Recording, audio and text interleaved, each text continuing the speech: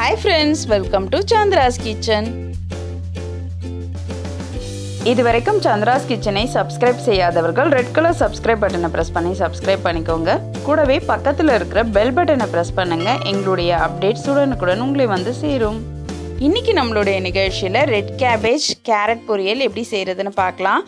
இந்த red cabbage carrot பொரியல் செய்ய தேவையான பொருட்கள் என்னென்னு பார்க்கலாம். ரெட் கேபேஜ் இதை நான் வந்து பொடியாக நறுக்கி எடுத்து வச்சுருக்கேன். வெங்காயம், கேரட், பச்சை மிளகா, கடலைப்பருப்பு, கடுகுளுந்து, மஞ்சள் தூள், சீரகம், தேவையான அளவு எண்ணெய், தேவையான அளவு உப்பு. இந்த ரெட் கேபேஜில் நிறைய விதமான சத்துக்கள் இருக்குது. இந்த சத்துக்கள் வந்து நம்மளுடைய உடல் சோர்வை போக்கும். வெயிட்டை குறைக்கணும் அப்படின்னு நினைக்கிறவங்க கண்டிப்பாக இந்த ரெட் கேபேஜை எடுத்துக்கோங்க. இந்த ரெட் கேபேஜில் ஆன்டி ஆக்சிடேட் நிறைஞ்சிருக்கிறதுனால நம்மளுடைய ஸ்கின்னுக்கு ரொம்பவே நல்லது. இதை தொடர்ந்து சாப்பிட்டுக்கிட்டு வரும்பொழுது முகத்தில் ஏற்படக்கூடிய சுருக்கங்கள் எல்லாமே இது சரி செய்யக்கூடியது. அல்சர், எலும்பு தேய்மானம் இதில் எல்லாம் இருந்தும் நம்மளை காக்கக்கூடியது. இது வந்து பார்த்திங்கன்னா பெண்களுக்கு ஏற்படக்கூடிய பிரெஸ்ட் கேன்சர், அதுக்கப்புறம் லங்ஸ் கேன்சர், இந்த மாதிரி பிரச்சனைகள்லாம் வராமல் தடுக்கக்கூடியது. இப்போ இந்த ரெட் கேபேஜ் பொரியல் எப்படி செய்கிறதுன்னு பார்க்கலாம். ஒரு கடாயில் 3 ஸ்பூன் எண்ணெய் விட்டுக்கலாம்.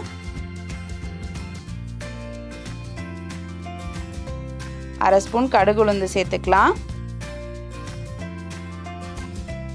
1/2 ஸ்பூன் சீரகம் சேர்த்துக்கலாம். 1 ஸ்பூன் கடலைப்பருப்பு சேர்த்துடலாம். இப்போ இது எல்லாமே நல்லா செவக்க வறுத்துடுங்க. இப்போ நம்ம பச்சை மிளகா, பூண்டு சேர்த்துக்கலாம். நறுக்கி வச்சிருக்கிற வெங்காயம், கேரட், ரெட் கேபேஜ் இது எல்லாத்தையும் ஒன்றா சேர்த்து நல்லா வதக்கிடலாம்.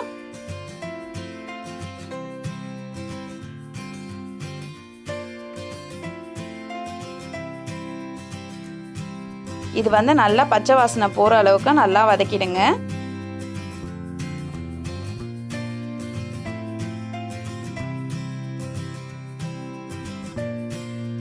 மஞ்சள் தூள். இப்போ இதை நல்லா வதங்கிடுச்சு. இப்போ நம்ம தேவையான அளவு உப்பு சேர்த்துக்கலாம். இப்போ உப்பு சேர்த்துட்டு நல்லா கலந்து விட்டுறலாம். கோஸுடைய பச்சை வாசனை பிடிக்காதவங்க கொஞ்சம் வந்து எலுமிச்சைப்பழம் சேர்த்துக்கோங்க. இப்போ கொஞ்சமாக தண்ணி சேர்த்துக்கலாம். சேர்த்துட்டு நல்லா கலந்து விட்டுறலாம். இதுக்கு அதிகமாக தண்ணி சேர்க்க தேவையில்லை. இது வந்து அரை வேக்காடாக இருந்தால் தான் நல்லது.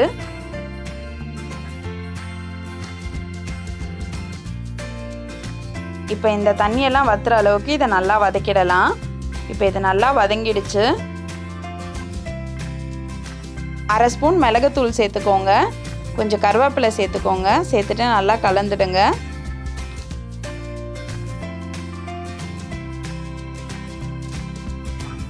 இப்போ நம்ம நறுக்கி வச்சுருக்க கொத்தமல்லி சேர்த்துட்டு நல்லா கலந்து விட்டுறலாம்.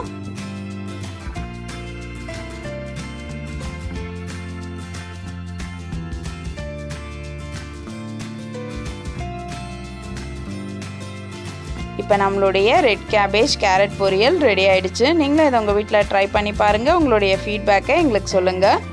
மேலும் இது போன்ற சுவாரஸ்யமான தகவல்களை அறிந்து கொள்ள சந்திராஸ் கிச்சனை சப்ஸ்கிரைப் செய்யுங்கள். உங்களுடைய கமெண்ட்டை கமெண்ட் பாக்ஸில் போடுங்க. லைக் அண்ட் ஷேர் பண்ணுங்கள்.